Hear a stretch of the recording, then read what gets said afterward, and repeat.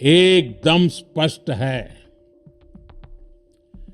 Terror और top एक साथ नहीं हो सकते। टेरर और ट्रेड एक साथ नहीं चल सकते। और पानी और खून भी एक साथ नहीं बह सकता। पाकिस्तान की चिंता।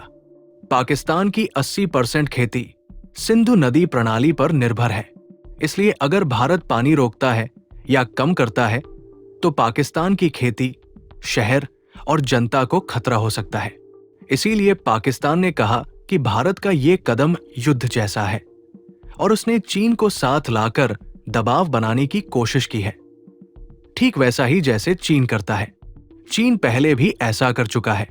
पिछले साल चीन ने ब्रह्मपुत्र नदी पर दुनिया का सबसे बड़ा डैम बनाने की योजना घोषित की थी, जो भारत चीन की सीमा लैक के पास है। अगर चीन वहां डैम बनाता है तो वो भारत के पूर्वोत्तर राज्यों और बांग्लादेश में पानी के बहाव को कंट्रोल कर सकता है। भारत की तैयारी। भारत भी अब पीछे नहीं हट रहा। प्रधानमंत्री मोदी ने देश में जल परियोजनाएं तेज करने का आदेश दिया है। इसमें सिंधु, झेलम और चिनाब पर भारत की डैम योजनाएं शामिल हैं। अब जबकि समझौता सस्पेंड हो गया है, भारत और पाकिस्तान दोनों पूरे हथियारों के साथ सामने आ गए हैं और अब डैम को भी हथियार बना लिया गया है। ये अब सिर्फ पानी की लड़ाई नहीं, अब ये सिर्फ पानी का मुद्दा नहीं रह गया। ये एक रणनीतिक लड़ाई बन गई है, जिसमें पानी के जरिए दबाव, नियंत्रण और सत्ता की लड़ाई हो रही है।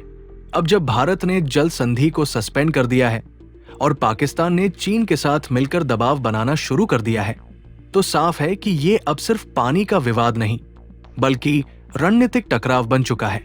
डैम अब सिर्फ विकास का साधन नहीं, बल्कि राजनीतिक दबाव और नियंत्रण का जरिया बन चुके हैं। भारत अपनी तैयारियों में जुट गया है और चीन पाकिस्तान अपनी चालें चल रहे हैं। ऐसे में जरूरत है कि भारत इस जल युद्ध के हर मोर्चे पर सावधानी, समझदारी और मजबूती से खड़ा रहे, क्योंकि आज की ये पानी की लड़ाई कल की आर्थिक और राष्ट्रीय सुरक्षा से जुड़ी लड़ाई बन सकती है।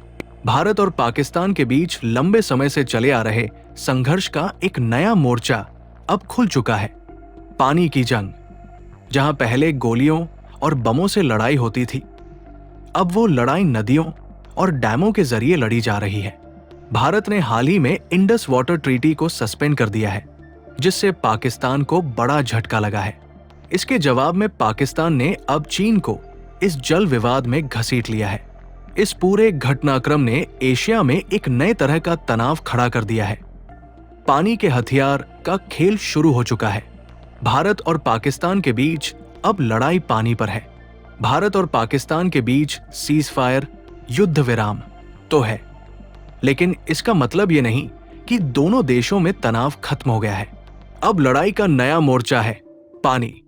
कुछ हफ्ते पहले भारत ने इंडस वाटर ट्रीटी, जल समझौता को सस्पेंड कर दिया। इसके जवाब में पाकिस्तान ने चीन को इस मामले में घसीट लिया। चीन पाकिस्तान में डैम बना रहा है। चीन ने ऐलान किया है कि वो पाकिस्तान में एक बड़ा डैम तेजी से बना रहा है।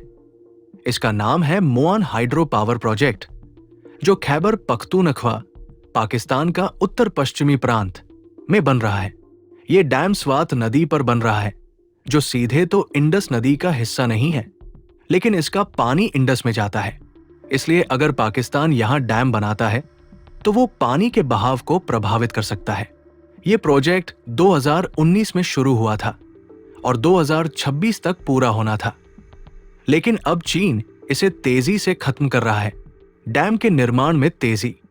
चीन की सरकारी मीडिया CCTV ने बताया कि अब डैम में कंक्रीट डालना शुरू कर दिया गया है। मतलब निर्माण का अहम चरण शुरू हो गया है। अब तक खुदाई, मिट्टी हटाना और नींव का काम हो चुका है। अब असली डैम का ढांचा बनाया जा रहा है। चीनी मीडिया ने इसे पाकिस्तान का राष्ट्रीय महत्व का प्रोजेक्ट कहा है और बताया कि इसे अब तेजी से पूरा किया जाएगा। पाकिस्तान और चीन की मुलाकात। इसी बीच पाकिस्तान के विदेश मंत्री ईशा दर चीन के दौरे पर हैं।